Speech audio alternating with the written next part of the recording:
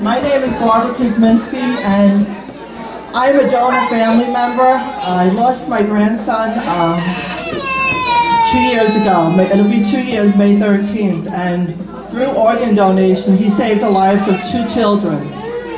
And the reason why I thought it was important to speak here is because we have a lot of recipients in the room.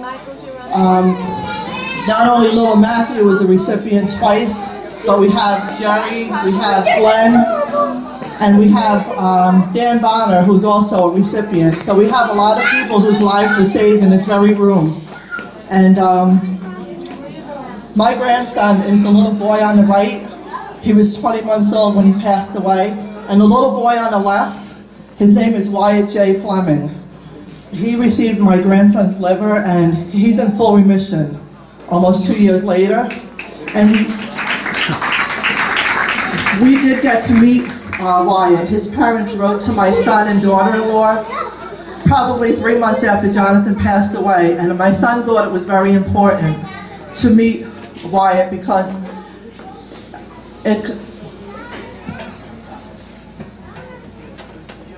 we thought it was very important to meet Wyatt because the tragedy that we went through and the heartache that we had to see what came out of our tragedy, and to see this little boy walking and running today in full remission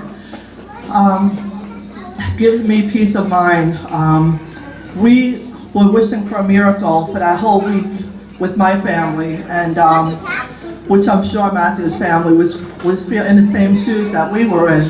And I came to realize probably in the last 3 months that our miracle was that Jonathan saved 2 lives.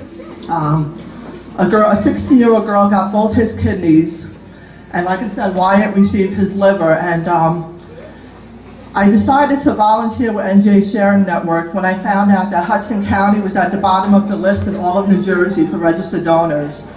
And New Jersey ranks 41 out of all 50 states, which is pretty sad. With the work that we've done with Donate Life through Marianne Rosenberg with motor vehicle, we've moved Hudson County up by 3 positions in the last year and a half, and that's something that we're really proud of, and we're not going to give up. We need to give people who are ill, we need to give them the chance. We need more people to register to be donors and say yes for a tissue, not only organ donation, but tissue donation. 1 person could save up to 8 lives and enhance the lives of over 50 people through tissue and bone. A lot of people do not realize that. That was something I did not know when I started volunteering with NJ Sharing Network. So I think it's really important that we think. I remember being in a hospital when my son came out of a room and told me that all he said to me was, "Mom, how could I say no? I have the chance to save 8 children's lives. I can't let another family go through what we went through." And I was never more proud to be his mother at that moment because it's something that you don't think about. You're suffering a loss and you don't think about what you can do to save other people's lives. And it's not only through death that we save lives. I know I came across 3 or 4 people who are living donors who received a kidney, eye transplants, many people. So it doesn't, everyone gets scared that it means that you have to suffer a loss, but there's actually living donors out there. I have a coworker who's 8 years ago received part of her sister's liver, and both of them are alive today due to one person saying yes for the other person. So I think we need to really think about, there's a saying on a pin that we have that says, don't take your organs to heaven. Heaven knows we need them here on earth. If it wasn't for 2 families saying yes, thinking back on reading Matthew's story when he received his first heart transplant, if that family didn't say yes, Matthew would not have had those 6 years with his family. So we really need to think about that.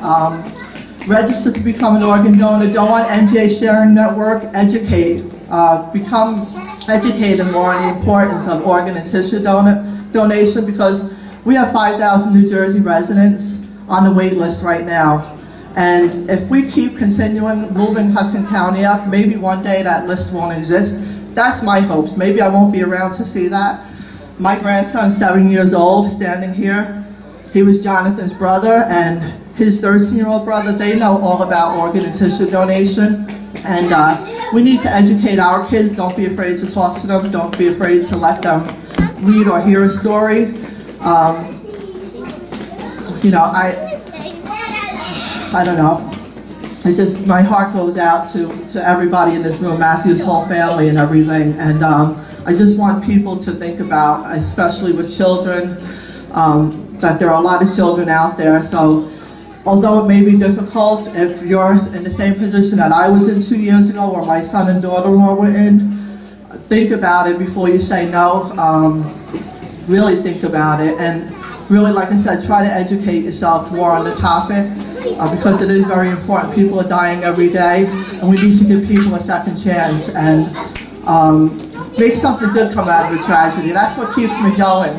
Hearing success stories like Jerry, Glenn, they're all at my table. Dan Bonner here, they're all organ recipients, and they wouldn't be here if somebody didn't say yes. So I want to thank everybody for being here, and Matthew's family is always in my prayers, as is everyone else in this room. So thank you so much for letting me share my story. Thank you.